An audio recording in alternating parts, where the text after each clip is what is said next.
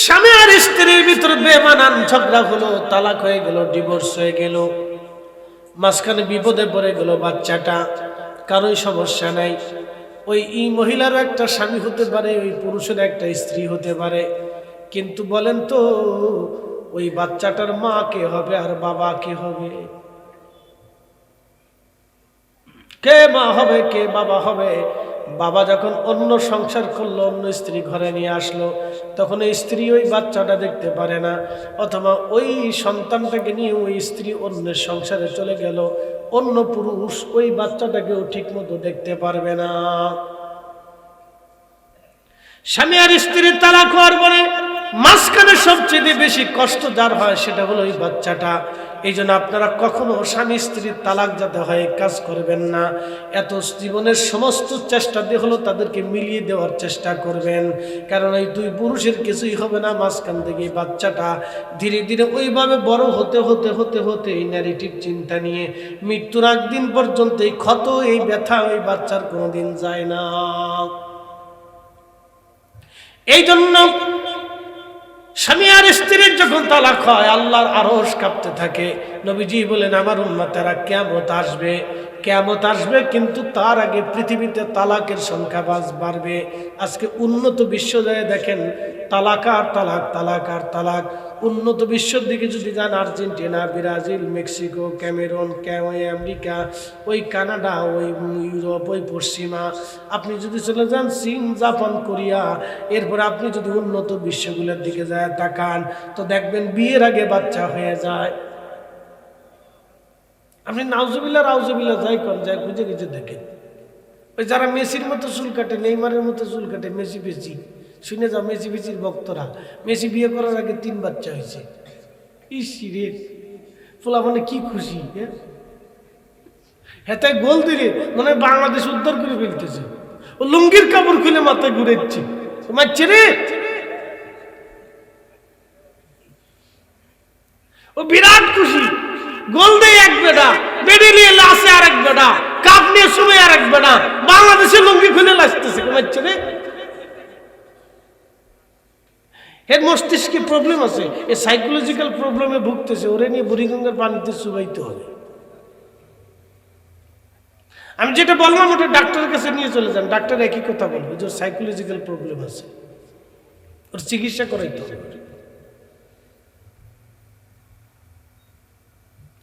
আপনি খুঁজে দেখেন, ভালো একজন ডাক্তারের কাছে ওকে নিয়ে যাবেন, তো দেখবেন ওই কথাই বলবে প্রবলেম আছে।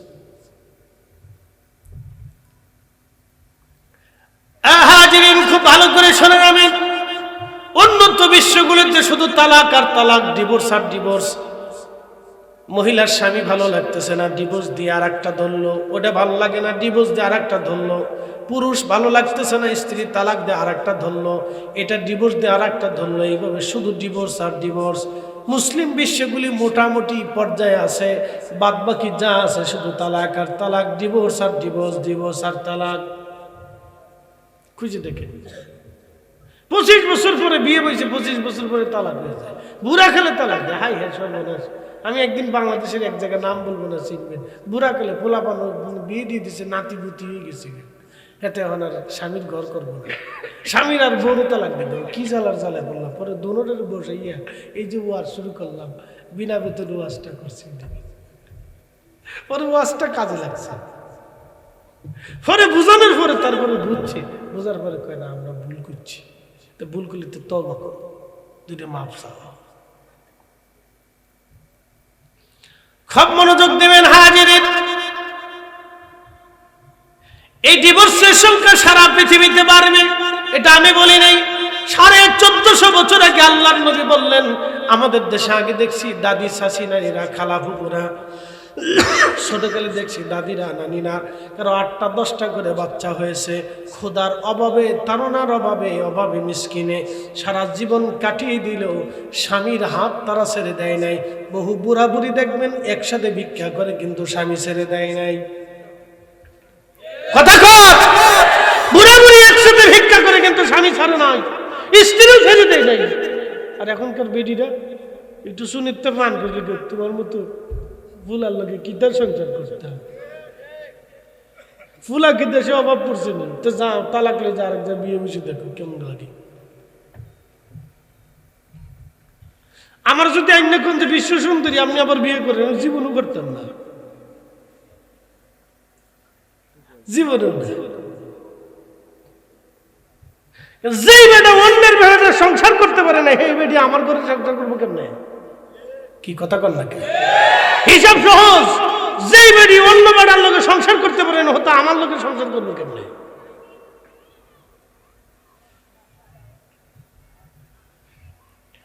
আল্লাহ রাসূল বলে দিলেন তালাকের সংখ্যা বাড়বে, তালাক বাড়বে, তালাক মনে রাখবেন। 3 নম্বরটা বলে দিয়ে গেলাম ওয়াদাউল আমানা, আমানতের খেয়ানত বাড়বে। যদি বিশ্বাস আপনি না করেন, কাগজ কলম ছাড়া 2-4-5 লাখ টাকা একটু হাওলাত দিয়ে দেখেন, তাহলে বুঝবেন আমানত রহমতুল্লাহ আলাইহি কবরে চলে গেছে। আর দোকানে বাকি দিয়ে দেখবেন আমানত রহমতুল্লাহ আলাইহি কবরে চলে গেছে। কথা কন না কা? আর যদি বুঝতে চান তাহলে আপনার সুন্দরী বোনটাকে আপনি সকালে রাত্রি 10টার পরে বোরকা টোরকা পরাইয়া আপনি বলে দেন এই ছাতক থেকে ঢাকা পর্যন্ত যাও, ঢাকা থেকে একা একা ছাতক পর্যন্ত চলে আসো, তখনই বুঝবেন বাংলাদেশে আমানত বলে কোনো শব্দ নাই। কথা বল না কেন? আমানত নাই, ইনসাফ নাই, নাই বিচার নাই। কি কথা বল জোরে বলেন? এটা সে কি শুনে নিরাপত্তাও নাই। মাঝে মধ্যে চিন্তা করি দেশ আসে কিছুর উপরে, শুধু আছে দেশের মাটির নিচে 360 জন ওলি ঘুমাই রয়েছেন, 12 জন ওলি ঘুমিয়েছেন। এদেশের মাটির নিচে এমন কিছু বান্দা ঘুমাই রয়েছেন যাদের কারণে আল্লাহ এদেশের উপরে এখনো রহমত নাজিল করছে। নাহলে গজব ফালাইয়া, ভূমিকম্প দিয়া, আগুন নিক্ষেপ করিয়া, পাথর নিক্ষেপ করিয়া, মহামারী দিয়া এদেশের মানুষের মাইরে সয়লাভ করে ফেলে দেওয়ার কথা ছিল, কিন্তু আল্লাহ দেয় না। শুধু ওলিরা ঘুমাই রয়েছে কারণে দেয় না আল্লাহ।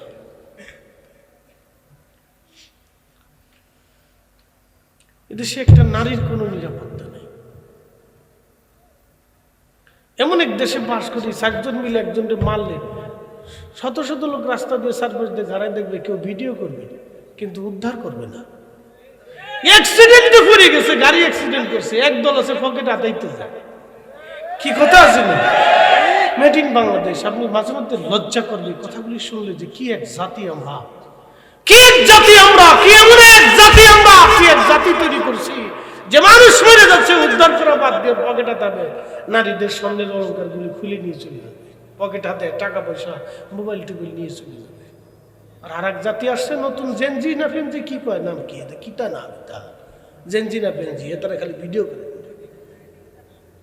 এটা সাংবাদিক যাচ্ছে, ও মোবাইলে ভিডিও ভিউজ বাড়াচ্ছে, দেখছো নি অ্যাক্সিডেন্ট।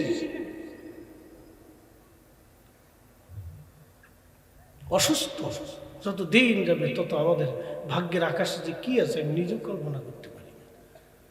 এই কিছু বুজুর্গরা আপনাদেরকে এইভাবে কিছু রাস্তা দেখাই দিয়ে গেছেন, এই বিধায় আমরা আপনাদের বোঝানোর সুযোগ প্রিয় বুঝতে দিয়ে হাজিরিন। কি বললে যে আপনি বুঝবেন আমি জানি না ভাই আমার, এইগুলি কিয়ামতের আলামত, কিয়ামতের আলামত, কিয়ামতের আলামত। নবীজি আরেকটা কথা বললেন আমার উম্মতের, আরে কিয়ামতের আরেকটা আলামত শুনে যাও তোমরা। অধিক পরিমাণে গণহারে বাবা মার বিরুদ্ধে সন্তান চলে যাবে, অবাধ্য হবে, মাকে পর মনে করবে, বাবাকে পর মনে করবে, এবং তারা স্ত্রীদের আনুগত্য করবে। এবার ঠিকটা আসতে হয়েছে, এই যে তো সবাই ধরা খাওয়া না, বিপদ আছে। আল্লাহ নবী বলেন পিতামাতার আবদ্ধ হবে, স্ত্রীর আনুগত্য করবে। পিতামাতার আবদ্ধ হবে, স্ত্রীর আনুগত্য করবে। পুরুষ সমাজ আজকে ধ্বংসের দ্বার প্রান্তে চলে যাবে। আজকে যদি উন্নত বিশ্বগুলোর দিকে আপনি তাকায় দেখেন, আমেরিকা, ইউরোপ, পশ্চিমা বিশ্বের দিকে যদি আপনি তাকান, ওরা অর্থনৈতিকভাবে উন্নত, কিন্তু দেখবেন ওদের বৃদ্ধদেরকে ওরা বৃদ্ধাশ্রমে দিয়ে চলে আসে, বৃদ্ধদেরকে ওরা সাথে রাখে না, ওরা ওদের মা বাবাকে সাথে রাখে না। এই সিচুয়েশন আমাদের বাংলাদেশেও ধীরে ধীরে ধীরে ধীরে ধীরে ধীরে আসতেছে। কয়েকদিন আগে দেখলাম রাজবাড়ির ট্রেন জংশনে এক বৃদ্ধ সাংবাদিক জিজ্ঞেস করলো আপনার পরিচয়, বলে আমি সাবেক ঢাকা কলেজের ইংলিশ ডিপার্টমেন্টের প্রফেসর। আপনার কাছে আশ্চর্য মনে হচ্ছে না? আমি নিজে ভিক্ষা করতে দেখেছি, আমার কাছে ভিক্ষা চাইতে আসছে বাসের ভিতরে বরিশাল যাওয়ার সময়। এই ওয়াজটা আমি অফলাইনে অনলাইনে অনেক ভাইরাল হয়েছে, কোটি কোটি মানুষ এই ওয়াজটা দেখছে, আমার নিজের চাক্ষুষ। সেই দিন আমার কাছে মনে হয়েছিল আল্লাহর আকাশ থেকে মনে হয় আসমান আমার মাথার উপর ভেঙে পড়তেছে। ওই দিন বসে বসে অনেক সময় আল্লাহকে বলছিলাম, রাব্বি পৃথিবীর কোনো বাবা মাকে সন্তানের দ্বারস্থ করিও না আল্লাহ, এটা অনেক বড় কষ্ট, অনেক বড় কষ্ট, অনেক বড় ব্যথা। কারণ একজন মানুষ সারাটা জীবন পরিশ্রম করার পরে বৃদ্ধকালে এসে একটু স্বস্তি চায়, বেশি কিছু চায় না, তার বেশি কিছু চাও না, হয়তো চিকিৎসার কিছু খরচ চায়, কিছু ভালো মন্দ খেতে চায়, একটা নিরাপদ আবাস চায়, আর নাতি নাতকুদের সাথে একসাথে একটু থাকতে চায়। এর তার চাওয়ার বেশি কিছু পাওয়ার নাই, চাওয়ারও নাই, বেশি কিছু চাই না। মুরব্বীরা বলবেন আপনি তুমি আমার একটা প্রাসাদ বানিয়ে দাও, আমাকে বিদেশে ঘোরাও, এই খাসি মেরে এনে খাওয়াও, তা করতো না। সামান্য একটু নিরাপত্তা চায়, বাচ্চাদের সাথে নাতি নাতকুদের সাথে একটু সময় কাটাইতে চায়, সন্তানের সাথে একসাথে থাকতে চায়। আমাদের মুসলিমদের আদত যেটা, অভ্যাস যেটা, সেইখানেও শয়তান আঙ্গুল লাগাইছে। আল্লাহ রাসূল বললেন সারা পৃথিবীতে আমার উম্মতের মাঝে ফিতনা ছড়িয়ে যাবে, পিতা মাতার অবাধ্য হবে, সন্তানরা বাবা মা থেকে জুদা হয়ে যাবে, আলাদা হয়ে যাবে। তার বাস্তব প্রমাণ আজকের বৃদ্ধাশ্রম। যতদিন যায় বৃদ্ধাশ্রম তত বাড়ে, যতদিন যায় তত বাড়ে, যতদিন যায় তত বাড়ে।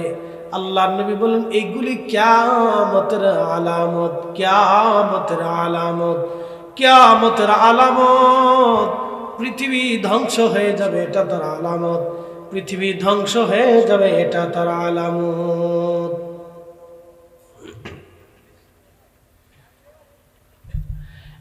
সাতকবাসী,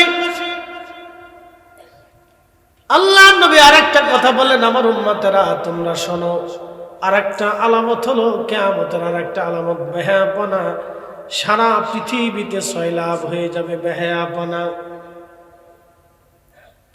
তার বাস্তব প্রমাণ যদি উন্নত বিশ্বের দিকে চলে যান, আফ্রিকা ইউরোপে চলে যান, মুসলিম অধ্যুষিত অঞ্চল ব্যতীত যত অঞ্চল দেখবেন, নারী পুরুষের রূপ নিয়েছে, পুরুষ নারীর মতো রূপ নিয়েছে, প্রত্যেকটা নারীরা পুরুষের সুরত নিয়েছে, পুরুষের হাফ প্যান্ট নিয়ে গেছে, পুরুষের জিন্সের প্যান্ট নিয়ে গেছে, পুরুষের শার্ট নিয়ে গেছে, পুরুষের গেঞ্জি নিয়ে গেছে, পুরুষের মাথার ক্যাপ নিয়ে চলে গেছে, পুরুষের জুতা নিয়ে চলে গেছে। চিন্তা করলাম কয়দিন পরে পুরুষের জাঙ্গিয়া না নিয়ে চলে যায়, সব নিয়ে চলে গেছে। বেড়াই ফ্যান পরে হেতর বেড়ি নিয়ে গেছে। অবস্থা খারাপ, খুব কঠিন অবস্থা। কালকে আজকে খবরে দেখলাম বৈশাখী নাকি একটা ছেলে ঢাকার গুলশানে স্বামীর স্ত্রী একসাথে মদ খাইছে, দুইজনে মদ খাইছে। সেনাবাহিনী এবং পুলিশ একসাথে অভিযানে তাদেরকে ধরছে যে তোমরা কোথার থেকে আসলে। তো বেডি মাতাল মাতাল খেয়ে করতেছে যে আমরা বাড়ে মদ খাইনি, বাটাই খেয়েছি। কি বুঝলেন কত উন্নত হয়েছে নারী? পৃথিবীর নিকৃষ্ট নারী ওই নারী যে মদ পান করে, এই নারীর মতো নিকৃষ্ট পৃথিবীতে কিছু হতে পারে না। আপনাদেরকে আরেকটু ভালো করে বুঝাই, বলেন কুকুর কি পাক না না পাক? একসাথে বলবেন, জোরে বলবেন। শুয়োর কি পাক না না পাক? শুয়োরের গোশত যেমন নাপাক, মদ যারা খায় তাদের শরীরের এরকম নাপাক। কুত্তার গোশত যেরকম নাপাক, নেশা যারা করে তাদের শরীরও ওইরকম নাপাক। এর চেয়ে বিশুদ্ধ কথা আমার কাছে আর নাই। আল্লাহ রাসূল বললেন নেশায় সারা পৃথিবী সয়লাভ হয়ে যাবে। কিসে সয়লাভ হবে? নেশা। আপনি সারা পৃথিবীর দিকে দেখেন, উন্নত বিশ্বের দিকে দেখেন, ওরা খাওয়ার আগে মদ খায়, খাওয়ার পরে মদ খায়, খাবারের ভিতরে মদ খায়। আমি ভুটানে গেছি এক রেস্টুরেন্টে, ওদের ওই দেখার জন্য গেছি, আবার যাব। আমি অনেক আগে, আজকের কথা না, আমি ঘোরাফেরা করি বসে আগে থেকে, ইন্ডিয়াতে প্রায় 10 বছর আগে মাহফিল করছি। তো ওই সময় মাহফিল করে জয়গার থেকে আমি ভুটান গেছি, ভারতের শিলিগুড়ি, পরে জলপাইগুড়ি জেলা আছে না, জলপাইগুড়ি জেলার একটা এলাকার নাম আছে জয়গা। কখনো খুঁজে দেখলেন, সার্চ দিয়ে দেখবেন, জয়গা দিয়ে ভুটান যাওয়া যায়, খুব সুন্দর পরিবেশ। তো জয়গাতেই মাহফিল করছে। ওই জয়গাতে মাহফিল করে একটা এলাকা ইন্ডিয়ান অধ্যুষিত এলাকা, ওখানে অনেক মুসলিম আছে। তো ওই জয়গাতে একটা মাহফিল করছি। মাহফিল করে ওরা বললো যে হুজুর আপনি আসছেন, তো চলেন আপনাকে ভুটান নিয়ে যায়। তখন ইন্ডিয়ান পাসপোর্ট ভিসা দিয়ে ভুটান যাওয়া যায়, এখন কি সিস্টেম আছে আমি জানি না, তখন যাওয়া যায়। কারণ ভুটানিদের বর্ডার এটা পর্যবেক্ষণ করে ইন্ডিয়ান ফোর্স, সৈন্যরা। ভুটানের কোন নির্দিষ্ট কোনো সেনাবাহিনী নেই, ওটা কথা পুলিশ টুলিশ আছে, তোরা আছে, ওরা রাজারে পাহারা দেয়, খুব মনোযোগ দিবে। তো আমি গেছি সেই ভুটানের জাতীয় বৌদ্ধ মন্দির দেখার জন্য, স্বর্ণ দিয়ে বানানো। তো ওটা যাওয়ার সময়, আসার সময় ওরা বললো যে হুজুর চলেন রেস্টুরেন্টে আমরা একটু নাস্তা টাস্তা করি। তো রেস্টুরেন্টে যাই দেখি সাজায় রাখছে বোতলের পর বোতল। আমি তো তখন অত বুঝি না, আমি অত কিছু জানি টানি না। বললাম যে কি ব্যাপার, ওগুলো কি ইয়া নাকি, এটা কি বলে কোক টোক নাকি? কয় হুজুর না, কোক না, ওটা হলো লাল পানি। লাল পানি কি আপনি বুঝেন না? না, লাল পানি বুঝলে তো কাজই হয়েছিল, তাই তো আর হুজুর হইতাম না। ওটা কি? ওটা মদ। আমি কি লাহাউলা, আমি হোটেলে খাইতামই না, কেন অসুবিধা নেই, আপনি তো মদ দিবে না। বললাম মদ না দিলে ওরা তো এই মদ দিয়ে এটা দিয়ে আমি যাবি খায়, আমি এটা খাইতাম না। আমার কোনো মুসলিম হোটেল থাকলে নিয়ে চলেন, আমি এটা খাইতাম না, এটা সম্ভব না, আমার পেটের ভিতরে ঢুকতো না। পরে কোনটার থেকে কোনটা দিয়ে দেবো, খেয়ে বলবো, শেষে আমার জবান নষ্ট হয়ে যাবে, খাইতাম না। তো সারা পৃথিবীতে উন্নত বিশ্বগুলি মুসলিম অধ্যুষিত এলাকা ব্যতীত সারা পৃথিবীতে মদ পাবেন, বাংলাদেশেও পাবেন, দেশে পাবেন। পৃথিবীর সব বিমানবন্দর গুলিতে যা দেখবেন সুন্দর করে সাজায় রাখছে লাল পানি। বাংলাদেশ এয়ারপোর্টও আছে, ভাইয়াররা আসে, ওরা একটা কিনে নিয়ে খেতে খেতে চলে যায়, অসুবিধা নেই, খাচ্ছি। তো সারা পৃথিবীতে নেশা, মদ, জুয়া, আর প্রকাশ্য হবে মদ, জুয়া। আমি মানুষের গেন্থিং হাইল্যান্ডে পৃথিবীর শ্রেষ্ঠ জুয়ার আসর, জীবনে যাবেন কিনা জানি না, বলে দিয়ে যাই, পৃথিবীর শ্রেষ্ঠ জুয়ার আসর হচ্ছে গেন্থিং হাইল্যান্ডের একবারে সুউচ্চ ভূমি থেকে 6000 ফিট উপরে, ওখানে পৃথিবীর সবচেয়ে বড় বড় জুয়ার, ওরা ওখানে বসে বসে জুয়া খেলে। 2-4 10 লাখ 20 2-4-5 কোটি টাকার জুয়া না, ওখানে শত কোটি টাকার জুয়া চলে, হাজার কোটি টাকার জুয়া চলে, এখানে 1000 কোটি টাকা, 2-1 কোটি না, জুয়া চলে। পৃথিবীর বড় বড় ধনী ব্যক্তিরা এখানে বসে বসে জুয়া খেলে। আল্লাহ রাসূল বললেন সারা পৃথিবীতে মদ, জুয়া, নেশা এমন ভাবে সয়লাব হয়ে যাবে, প্রকাশ্য হয়ে যাবে, তখন তোমরা কিয়ামতের অপেক্ষা করবে। কিয়ামত বুঝবা তখন কিয়ামতের সময় ঘনিয়ে গেছে, কিয়ামতের সময় তখন ঘনিয়ে যাবে। আল্লাহর কসম করে বলে 1450 বছর আগে রাসূল যা বলেছেন তাই হবে, একটা কথাও মিথ্যা হবে না, ডান বাম হবে না। প্রশ্ন রাখতে পারেন ফরিদ হুজুর, মুসিবতের জমানার মধ্যে পড়ে গেলাম, কথা কিন্তু সত্য, আমরা মুসিবতের জমানার মধ্যে পড়ে গেছি, কঠিন মুসিবতের জমানায় পড়ে গেছি। আজ আমরা কঠিন মুসিবতের জমানার ভিতরে আমরা আজকে পড়ে গেছি। যদি বাঁচতে চান এই কঠিন সময়, যদি নবীর সুন্নতকে দাঁত দিয়ে কামড় দিয়ে ধরে রাখতে পারেন, সুন্নত বলে নবীর আদর্শ, নবীর জীবন চরিত্র যদি নিজেদের জীবনে দাঁত দিয়ে কামড় দিয়ে ধরে রাখতে পারেন, সাহাবীদের জীবন আদর্শ, তাবিঈন, তাবিঈন, উলামায়ে মুতাকাদ্দিমিন, মুতাআক্কিরিন, আউলিয়া কেরামদের চরিত্র যদি দাঁত দিয়ে কামড় দিয়ে চেপে ধরে রাখতে পারেন, আল্লাহর নবী বলেন, আমার উম্মতেরা এই কঠিন সময়ে কেউ আমার একটা সুন্নাত যদি ঠিকমতো কায়েম করে রাখে, তাহলে আল্লাহ রাব্বুল আলামিন তাকে 100 শহীদের নেকি তার আমলনামায় দিয়ে দিবে। একবার জোরে বলা যাবে কি আল্লাহু আকবার। এই মিশর নাম কি? জোরে বলেন, একসাথে বলেন। মিশর পৃথিবীর কোন দেশ? মুসলিম একটা কান্ট্রি না? একেবারে গুরুত্বপূর্ণ একটা মুসলিম দেশ না? ও দেশে দাঁড়িয়ে একটা ট্যাক্স দিতে, এটা জানেননি? মুসলমান কোন জায়গায় গেছে আপনি এবার হিসাব করে বুঝলেন, বাকিটা বললাম না। বুঝতে পারছেন? অনেক ভালো আছেন, বাংলাদেশে অনেক সুখী আছেন, আলহামদুলিল্লাহ বলেন। না হয় না, আরেকটু জোরে বলেন আলহামদুলিল্লাহ। অনেক ভালো আছে, অনেক ভালো। আমি মালয়েশিয়াতে ঘুরে দেখি কত মুসলমান, কিন্তু দাড়ি নেই। ইমাম সাহেবদের দাড়ি দূর, সার্চ লাইট মেরে দেখা যায় না। ইমাম নামাজ পড়িতে আসি, দূর দাঁড়িয়ে সার্চ লাইট মেরে আমি দেখতে পারি না যে দাঁড়িয়ে আসেন। সার্চ লাইট মেরে দেখা যায়। মিশরে যা দেখবেন অনেক ইমাম, এত সুন্দর কারি দেখছেন, মিশরের কারি বাসে তো দেখছেন তো, জীবনেও দাঁড়িয়ে রাখছে না, ক্লিন শিট। কিন্তু তার তেলাওয়াত শুনলে মনে হবে যে আসমান থেকে কোরআন নাজিল হচ্ছে, কিন্তু ক্লিন শিট, একটু দাঁড়িয়েও জীবনে কোনোদিন রাখে না। বুঝতে পারছেন?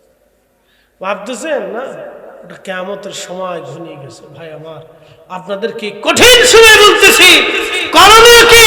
করণীয় একটাই, এই কঠিন সময় যদি আল্লাহ রাসূলের একটা সুন্নাহকে, আদর্শকে দাঁত দিয়ে কামড় দিয়ে চেপে ধরে রাখতে পারেন, তাহলে এই সময় 100 শহীদের সওয়াব আল্লাহ আপনাদের আমলনামায় লিখে দিবে।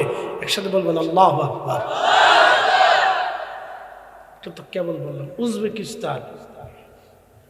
উজবেকিস্তানের নারীরা হেজাব করতে পারে না, জানেন? হেজাব পরলে ট্যাক্স দিতে হয়।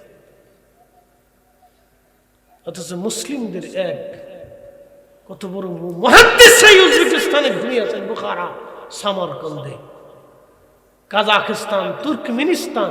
আজকে মুসলিমদের সেই ইতিহাস ঐতিহ্যের কথা শুনলে গা শিহরে উঠবে। যারা সারা পৃথিবী শাসন করত, যাদের পৃথিবীর বড় বড় জ্ঞান বিদ্যা যাদের থেকে এসেছে, তাদের নারীরা আজকে হেজাব করতে পারে না। আমি যদি এইভাবে একটা একটা করে আপনাদেরকে বলি, অনেক কথা হবে। পার্শ্ববর্তী দেশ মুসলিম ভারত, আপনি দেখেন কোন নারী বোরকা পরে ওই দেশে স্বাধীনভাবে চলতে পারে না। উগ্রপন্থী হিন্দুরা তাদেরকে লাঞ্ছিত করে, হাসি তামাশা করে, ঝামেলা করে।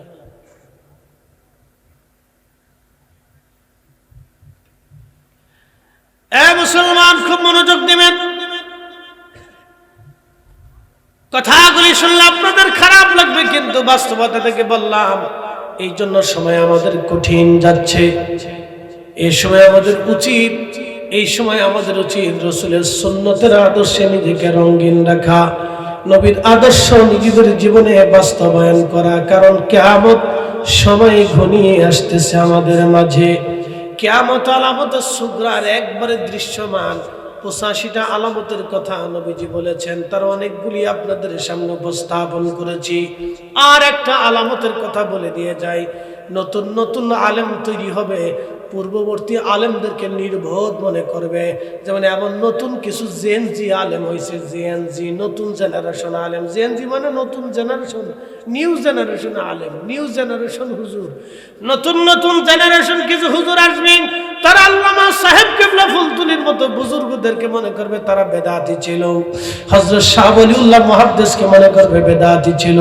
মুজাদ্দিদ আল ফাসানিকে মনে করবে বেদাতি ছিল। শেখ আব্দুল হক মুহাদ্দিস দেহলভীকে মনে করবে বেদাতি ছিল। আল্লাহর আগের যুগের বড় বড় বুজুর্গদেরকে মনে করবে তারা বেদাতি ছিল। তারা দিন বুঝতো না, তারা সমসাময়িক বিষয়টাকে বুঝতো না, তারা বেদাতি ছিল। তার এক প্রকার বর্তমান সেই দলের নাম বাহ মাযহাব। ওরা পূর্ববর্তী আলেমদের সমালোচনা করে তাদের নির্বোধ মনে করে। এটাই হলো কিয়ামতের আলামত। কথা বলেন ঠিক না বেঠে? একবারে হাতে হাতে, কলমে কলমে আপনার একবারে ধরিয়ে ধরিয়ে দিয়ে যাচ্ছি। কিয়ামতের আলামত রানিং চলতেছে। একবারে রানিং চলতেছে, একবারে সুস্পষ্ট সুস্পষ্ট রানিং কিয়ামত আলামত চলতেছে। বলে হুজুর বাঁচার উপায় কি? আজকে যদি মাহফিলটা না হতো তাহলে আপনারা কিন্তু আজকের আমার এই কথাগুলি শুনতে পারতেন না। আরো অনেক আলামত আছে, এগুলি বললে রাত শেষ হয়ে যাবে। তো এই জন্য অনেকেই ভাবে হুজুররা আধুনিকতা বুঝে না। কে বলছে বুঝি না আমরা আধুনিকতা? ইন্নাস সালাতা তানহা আনিল ফাহশাই ওয়াল মুনকার। রব্বুল আলামিন বললেন নিশ্চয় নামাজ, নিশ্চয় নামাজ, নিশ্চয় সালাত মানুষকে মন্দ কাজ থেকে, ফায়সা কাজ থেকে ফিরিয়ে রাখবে। যিনি নামাজ পড়লেন কিন্তু মন্দ কাজ থেকে ফিরে আসলেন না, বোঝা গেল তার নামাজ হলো না। এই ক্ষেত্রে সে অমাতুস সালাত, উম্মত নামাজকে মেরে ফেলবে। নামাজকে মেরে ফেলে দেওয়ার কয়েকটা পদ্ধতি আপনাদের সামনে উপস্থাপন করলাম। একটা হচ্ছে সে জীবনে নামাজই পড়বে না। 2 নম্বর পদ্ধতি হচ্ছে সে নামাজ পড়বে কিন্তু সেটা মানুষকে দেখানোর জন্য, স্বার্থ সিদ্ধি হাসিলের জন্য। 3 নম্বর সে নামাজ পড়বে কিন্তু তার নামাজ থেকে খারাপ কাজ থেকে ফিরাবে না। আমি 3টাই আপনাদেরকে কোরআন থেকে বুঝাইলাম। তো 1450 বছর আগে আল্লাহ রাসূল বলছেন ওয়ামাতুস সালাহ, কিয়ামতের আলামতের সুগরা, ছোট ছোট আলামতের প্রথম আলামত হচ্ছে উম্মত নামাজ হত্যা করবে, নামাজকে মেরে ফেলবে, নামাজই পাওয়া যাবে না, নামাজই পাওয়া যাবে না। 4র্থ নাম্বার, কিছু নামাজি থাকবে কিন্তু তাদের আকীদা অসুন্দর হবে। আকীদায় আহলে সুন্নাত ওয়াল জামাতের আকীদায় তারা থাকবে না। যখন এই আকীদায় মুসলমান থাকবে না তো কিয়ামত পর্যন্ত নামাজ পড়লেও নামাজ কাজ হবে না। বলে হুজুর কোন ভিত্তিতে কাজ হবে না? আমি আপনাদেরকে কোরআনের ওই দলিলের ভিত্তিতে চলে যাই। আমি 4টাই কারণ কিন্তু কোরআন শরীফ থেকে বুঝাচ্ছি, ভালো করে বুঝেন। আল্লাহ বলেন ইয়াউমা তাবিয়াদ্দু উজুহুন ওয়া তাসওয়াদ্দু উজুহুন ফাআম্মাল্লাযীনা সুওয়াদ্দাত উজুহুহুম। কিয়ামতের ময়দানে একদল মানুষের চেহারা থাকবে উজ্জ্বল, দেখলে বোঝা যাবে তারা জান্নাতি। এইটুকুন আয়াতের তাফসীর করতে যেয়ে 1450 বছর আগে ইবনে আব্বাস লিখেছেন ওহুম আহলুস সুন্নাহ ওয়াল জামাআহ, তারা হচ্ছে আহলুস সুন্নাহ ওয়াল জামাআহ। وتسود وجوه فأما الذين سودت وجوههم أكفرتم بعد إيمانكم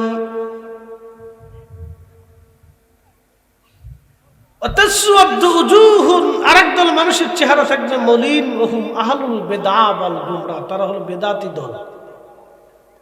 প্রশ্ন রাখবেন ফরিদি হুজুর বেদাতি কারা? এই আয়াতের পরবর্তী অংশে আল্লাহ রাব্বুল আলামিন কারা বেদাতি তা স্পষ্ট করে দিয়েছেন, ভালো করে বুঝেন। ফাআম্মাল্লাযীনা সুওয়াদ্দাত উজুহুহুম, আরে তোদের চেহারা মলিন কেন আজকে? আল্লাহ জিজ্ঞেস করবেন এ বান্দারা তোমাদের চেহারা আজকে মলিন কেন? আকাফারতুম বাদা ঈমানিকুম, তোমরা ঈমান আনার পরে বেঈমান হইছিল।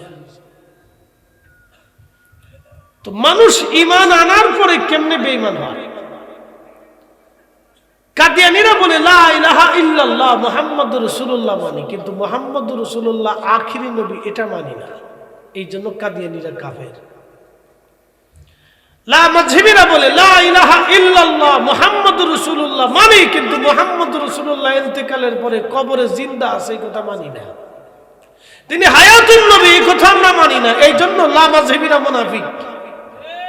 আস্তে কোন কেন জোরে বলে, এই জন্য মুনাফিক। বুঝাইতে পারছি? আকাফারতুম বাদা ঈমানিকুম, ঈমান আনার পরে মুসলমান কিভাবে বেঈমান হয় আপনি বুঝে যান এখান থেকে। প্রিয় উপস্থিতি হাজিরিন, ঈমান আনার পরে তোমরা বেঈমান হয়ে যাবে। ফাযুকুল আযাবা বিমা কুনতুম তাকফুরুন।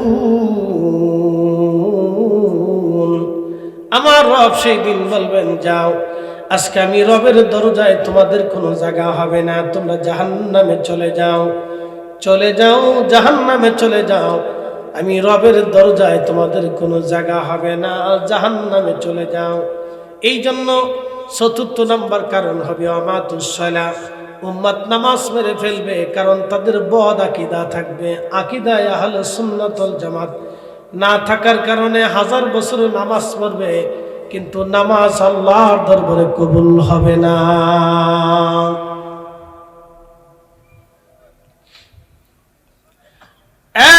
সাদতবাসী ভালো করে শুনে যাবেন। হাজিরিন, প্রথম নম্বর কারণ আমি আপনাদেরকে ব্যাখ্যা করে শোনাইলাম, নামাতুস সালাহ, উম্মত নামাজ মেরে ফেলে দিবে। এক নম্বর, তারা নামাজ একেবারেই ছেড়ে দিবে, নামাজ পড়বেই না। ওয়ারকাউ মা'আর রাকিঈন, রুকুকারীদের সাথে তারা রুকু করবে না, সিজদাকারীদের সাথে তারা সিজদা করবে না। আমাদের দেশে আরেক দল আছে, দেখবেন যারা মারিফতের কথা বলে, নামাজ রোজা বাদ দিয়া তারা মাজারে মাজারে ঘুরে, মাজারে মাজারে গান বাজনা করে, দরগায় দরগায় গান বাজনা করে, বিভিন্ন স্থাপনায় গান বাজনা করে, তারা নামাজ পড়ে না। তারা বলে শালার মাওলানা, মসজিদ ঘরে আল্লাহ থাকে না। বুঝতে পারছেন শয়তান কত বড়, কত বড় শয়তান। আমরা কই শালার মাওলানা, মসজিদ ঘরে আল্লাহ থাকে না, জুতা দিয়ে বাইরে গিয়া এদের সাথে মুসলমানদের কোনো সম্পর্ক নাই। কি কথা কন না গেজরা বলেন, আসেনি আসেনি, এদের সাথে মুসলমানদের কোনো সম্পর্ক নেই। এটা বদ আকীদাদারি, এটা না, এটা হচ্ছে মুতাজিলা আকীদাদারি। মুতাজিলারা বলে আল্লাহ খাওয়ায়, আল্লাহ পড়ায়, আল্লাহ ঘুমায়, আল্লাহর হুকুমে গাছের পাতা নড়ে না। আমরা যে বেড়ির লোকে জানা করি এটাও আল্লাহ করায়, মিথ্যা বলি আল্লাহ করায়, খুন করি আল্লাহ করায়, আকাম কুকাম করি আল্লাহ করায়, গাঁজা আল্লাহ সৃষ্টি করছে ওইটা খাই, এই জন্য আল্লাহ ওইটাই আমরা খাওয়ায়। এই জন্য দেখবেন গাঁজা খাওয়ানোর দলিল কদিন আগে দেখছিলেন না, ওই কুমিল্লার কোথায় হিয়াজুরি না সিয়াজুরি কইছিল, গাঁজা তো আল্লাহ বানাইছে, এর লেগে আল্লাহ আমরা খাই এটা। তা গুজ আল্লাহ বানাইছে, তাহলে তুই গু খা। কি কথা ঠিক আছে নি? গু তো আল্লাহ বানাইছে, তো ওটা খা, ওটা খাইছ না কেন? শয়তান কোথাকার। এগুলি শয়তান দিয়ে দেশ ভরে গেছে। কিছু মানুষ চিন্তা করে যে এর কাছে গেলে যদি নামাজ না লাগে তিনি তো বালা, এদের সাথে ইসলামের কোনো সম্পর্ক নেই। এরা মুসলমান বেশ ধরিয়া টুপি টুপি মাথায় দিয়া এরা সাধারণ মুসলমানদেরকে ধোঁকা দেয়। কথা বলেন ঠিক না ঠিক? সাধারণ মুসলিমদেরকে ধোঁকা দেয়। এই হাজারো ধোঁকাবাজের ভিড়ে একজন সচ্চ মানুষ সিলেটের জমিনে পেয়েছিলেন, তিনি আল্লামা সাহেব কেবলা ফুলতুলি রহমাতুল্লাহ আলাইহি। কথা বলেন ঠিক না ঠিক?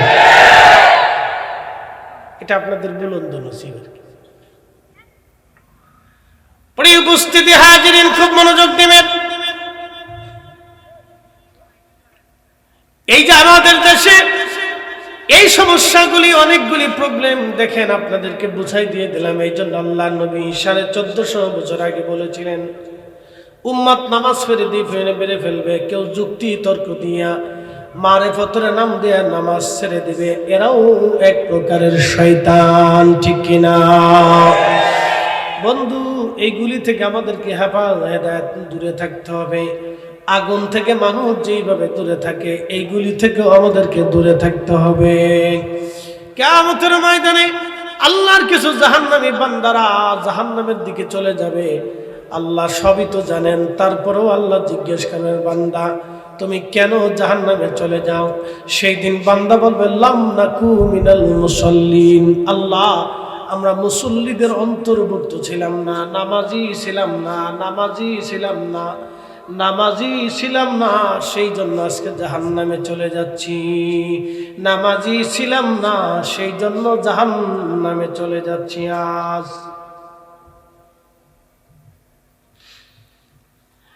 এই জন্য কিয়ামতের পূর্ব সময় যারা নামাজ ধরে রাখবে তারাই কামিয়াবি। বলতেছি কোটি কোটি উম্মতের ভিড়ে নামাজি পাওয়া দুষ্কর, নামাজি পাওয়া অনেক বড় দুষ্কর, নামাজি পাওয়া অনেক বড় দুষ্কর। কোটি কোটি উম্মতের ভিড়ে নামাজি বড় দুষ্কর। এই জন্য নামাজকে ধরতে হবে, সালাত কায়েম করতে হবে। কিয়ামতের ময়দানে আল্লাহ রাব্বুল আলামিন বান্দাদেরকে ডাক দিবে, বান্দা আসো, তুমি কেন দুনিয়াতে নামাজ পড়ছিলে? বললে আল্লাহ তোমাকে খুশি করার জন্য নামাজ পড়ছিলাম।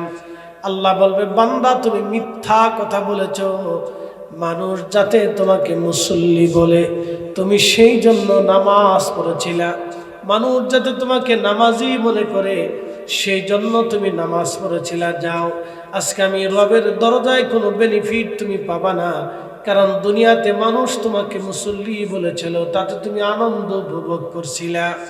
আজকে যাও, আমার কাছে কোনো প্রতিদান তুমি পাবা না, তোমার প্রতিদান তুমি দুনিয়াতে পেয়ে গেছো।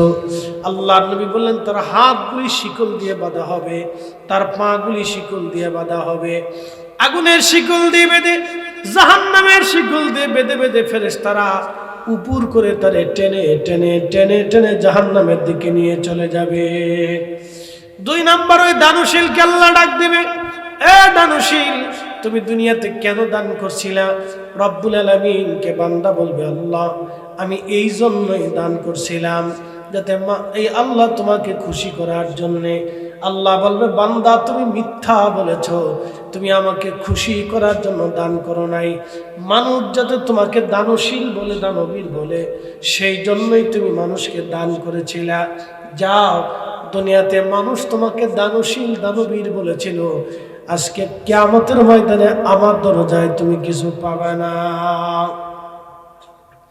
সেই দিন রব্বুল আলামিন তার হাত পা বাঁধবে, জাহান্নামের ফেরেশতারা উপর করে টেনে টেনে জাহান্নামে নিয়ে চলে যাবে। আহা, শহীদকে আল্লাহ পাক ডাক দিবে, শহীদ কেন তুমি সেই দিন, কেন তুমি সেই দিন, কেন তুমি সেই দিন শহীদ হয়েছিলে? বলো। শহীদ বলবে, রব্বুল আলামিন আমি তোমার পথে তোমাকে খুশি করার জন্য, তোমার জমিনে তোমার দিন কায়েম করার জন্য আমি শহীদ হয়েছিলাম।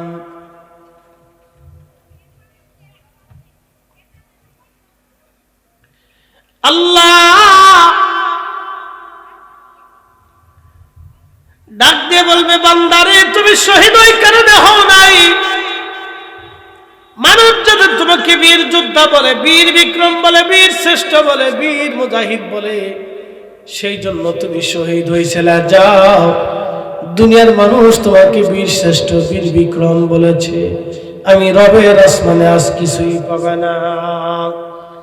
সেই দিন এই শহীদকে তারা হাত পা গুলি বেঁধে বেঁধে জাহান্নামে টেনে নিয়ে চলে যাওয়া হবে। নবীজি বললেন, সাহাবীরা কেন জানোনি? এই ব্যক্তিগুলিদেরকে জাহান্নামে নিয়ে যাওয়া হবে শুধু ইখলাসের অভাবে, একনিষ্ঠতার অভাবে। আমাদের সমস্ত কাজগুলি আল্লাহর জন্য হবে, এই জন্য আল্লাহ বলেন, কুল ইন্না সলাতি ওয়া নুসুকি ওয়া মাহইয়ায়া ওয়া মামাতি লিল্লাহি রাব্বিল আলামিন।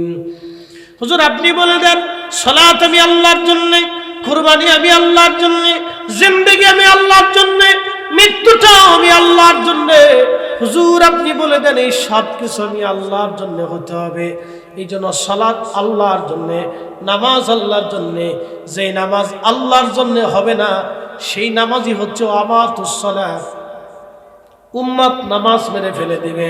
যখন নামাজ আল্লাহকে খুশি করার জন্য হবে না, তখন নামাজির নামাজ হবে না, নামাজির নামাজ হবে না, নামাজির নামাজ হবে না, নামাজির নামাজ হবে না।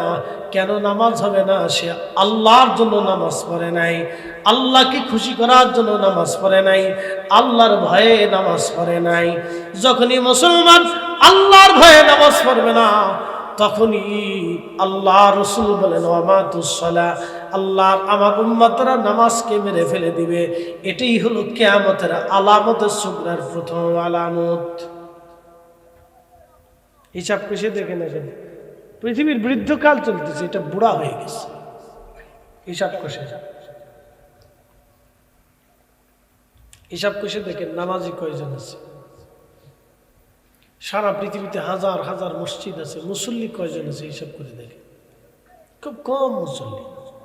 200 কোটি মুসল্লি, নামাজি নেই।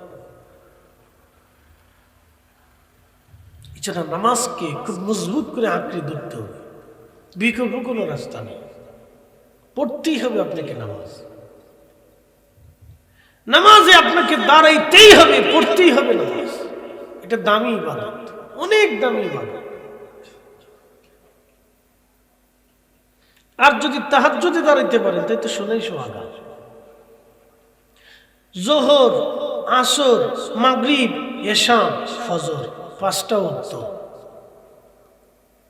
খুব দামি।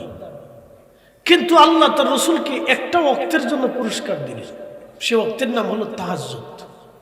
আল্লাহ কোরআনে একায়তে ওয়াজ করছে, ওয়া মিনাল লাইলি ফাতাহাজ্জাত বিহি নাফিলাতাল লাক আসা আন ইয়াবআসাকা রাব্বুকা মাকামান মাহমুদা।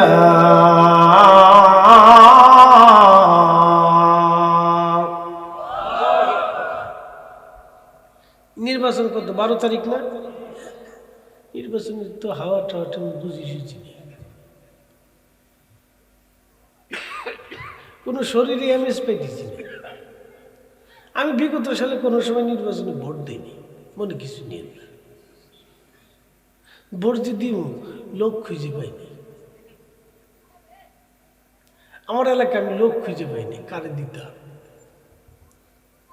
সে একজনের শিলচাপুর মারি আসার পরে যদি একটা গম টম চুরি করে, তো কিয়ামতের ময়দানে আল্লাহ জিজ্ঞাসা, তুমি আলেম ছিলে, যে সিগনেচার দিয়ে এসছো, সিল টিল মেরে এসছো, এতে গম চুরি করছে, হিসাব বুঝা হয়েছে কিতা করতাম তো। আমি ভোট জীবনেও দিইনি।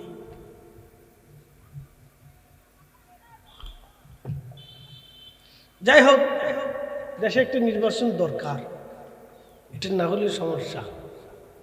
যেহেতু গণতান্ত্রিক পদ্ধতিতে বিশ্ব পরিচালিত হচ্ছে, আর কিটা করার আছে। এটা না হলে পৃথিবীর বড় বড় ভাইয়াররা আমাদের দেশে আইতো না, কেউ জানেন না। অনেক ভাইয়ার আমাদের দেশে এখন আসে না, ইনভেস্ট বন্ধ করে দিচ্ছে। আর বহির্বিশ্বের ব্যবসা ইনভেস্ট ছাড়া আমাদের দেশের অর্থনীতি সচল থাকে না, একটা জ্বালা আছে, বুঝতে পারছেন? আমাদের ভিতরেই অনেকেই আছে, তারা ইনভেস্ট করতেছে না, হাজার হাজার কোটি টাকার মালিক, কিন্তু কোনো নতুন প্রজেক্ট খুলতেছে না। খুলবে কেমনে? একটা রাষ্ট্র সরকার ব্যবস্থা যদি শক্তিশালী না থাকে, তখন যারা ভায়ার থাকে তারা ইনভেস্ট করে না। কারণ ইনভেস্টার 1 আর 2 দিনের জন্য করে না, কেউ 20 বছরের জন্য, 15 বছরের জন্য ইনভেস্ট করে। সে হাজার হাজার কোটি টাকা ইনভেস্ট করবে কার চেহারা দেখে? আমার চেহারা দেখে না। ওই অস্থায়ী সরকারের চেহারা দেখে কেউ ইনভেস্ট করে না, একটা স্থায়ী সরকারের চেহারা দেখে, যে সে 5 বছর গণতান্ত্রিকভাবে প্রতিষ্ঠিত, দেশের মানুষ জনগণে তার ভোট দিয়ে নির্বাচিত করছে, তখন তারা ইনভেস্ট করে। নাহলে রাজনীতি যদি এই নির্বাচন না হলে আমাদের প্রবলেম আছে, বুঝতে পারছেন? অর্থনৈতিকভাবে আমরা ক্ষতিগ্রস্ত হব।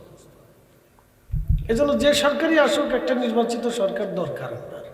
এতে জি আসুক, কলা গাছি আসুক আর কাঁঠাল গাছি আসুক, আসুক না, একজন আইবি তো, আইলি বালা।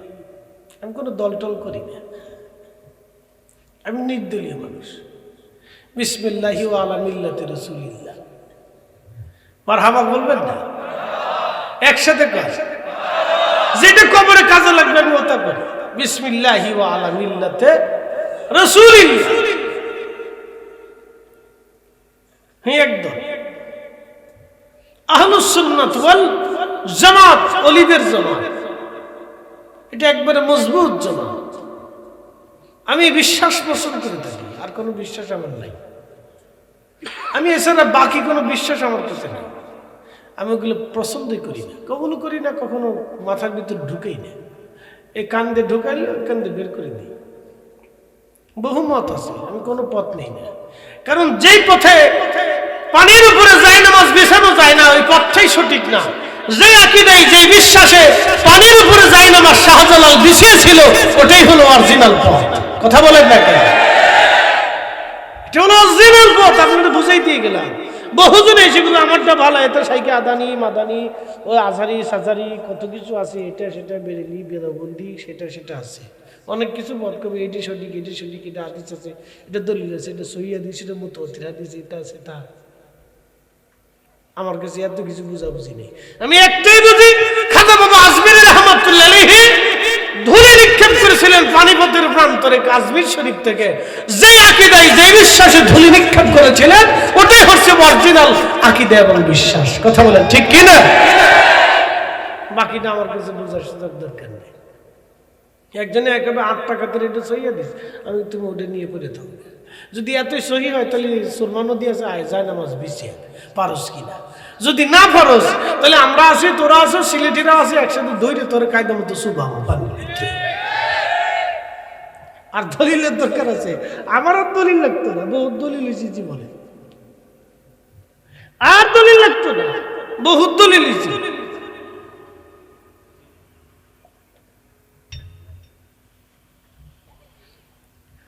খুবই মনোযোগ দিবেন হাজিরিন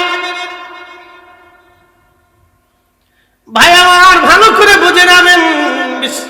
নামাজের কথা বলতে বলতে দূর পর্যন্ত চলে আসছি। আল্লাহ রাসূল বলেন আমার উম্মতরা নামাজ মেরে ফেলবে।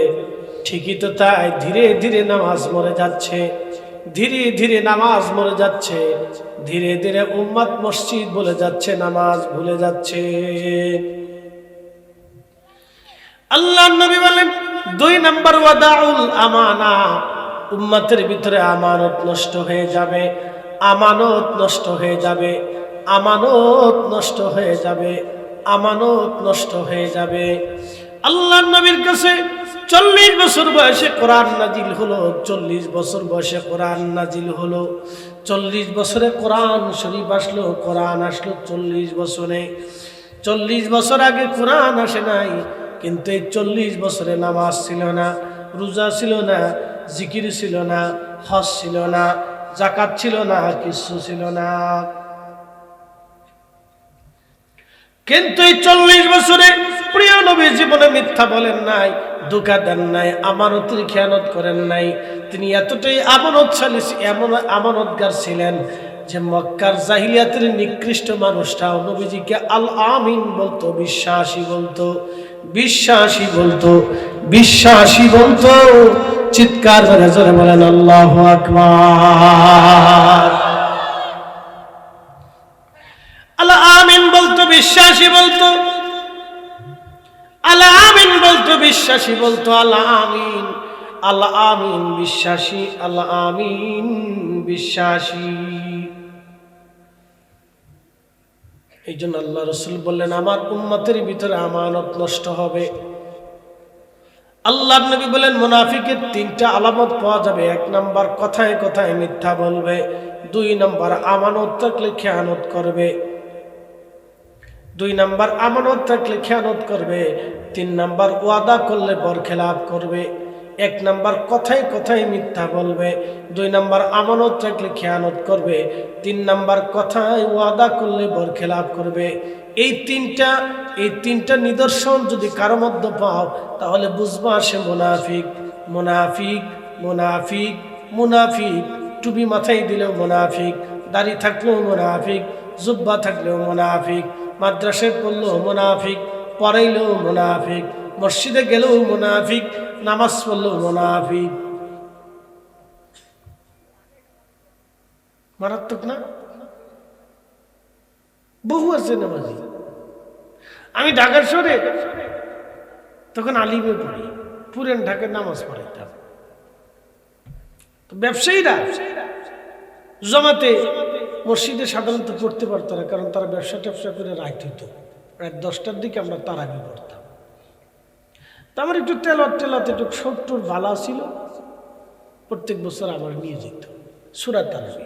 আমি তার হাফেজ না, তো সূরা তারাবি পড়ে এরা মিলাদ পড়ে দোয়াটা করতাম, তাদের কাছে ভালো লাগতো পুরান ঢাকার ব্যবসায়ীরা।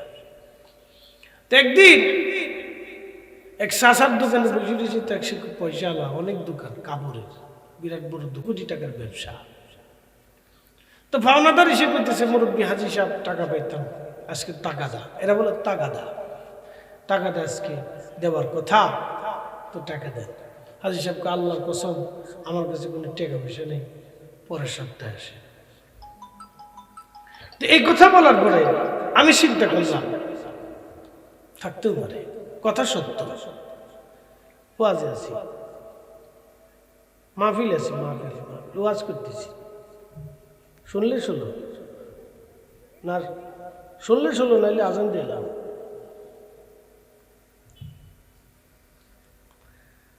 খুব মনোযোগ দেন।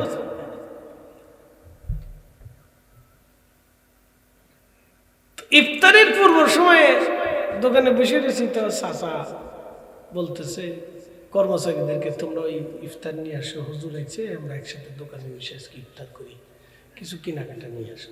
তো ডয়ের টান দেওয়ার পরে দেখি টাকার বান্ডিল। তা বললাম, কাকা হাজি সাহেব কেবল না কইলেন আল্লাহর কসম আপনার কাছে টেকা নেই, রোজা রেখে ওখান বান্ডিল ভরা টেকা। তোমরা মৌলবী মানুষ পরের বাইত খাও, ব্যবসা বুঝো কি তা?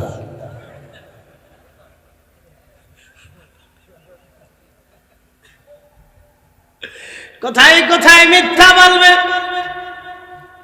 আমানত রাখলে খেয়ানত করবে, ওয়াদা করলে বরখেলাপ করবে। মুনাফিকের তিনটা আলামত, কথায় কথায় মিথ্যা বলবে, ওয়াদা করলে বরখেলাপ করবে, আর আমানত রাখলে খেয়ানত করবে। মুনাফিকের তিনটা আলামত। যদি নামাজও পড়ে মুনাফিক, রোজাও রাখে মুনাফিক, হজও করে মুনাফিক, যাকাত দিলেও মুনাফিক। কারণ তিনটা গুণ যদি তার, তিনটা আলামত যদি তার মধ্যে থাকে, তাহলে সে মুনাফিক। এবার আপনি বুঝে যান, বাংলাদেশে হাজার হাজার মুনাফিক আছে, কথা বলেন ঠিক কিনা?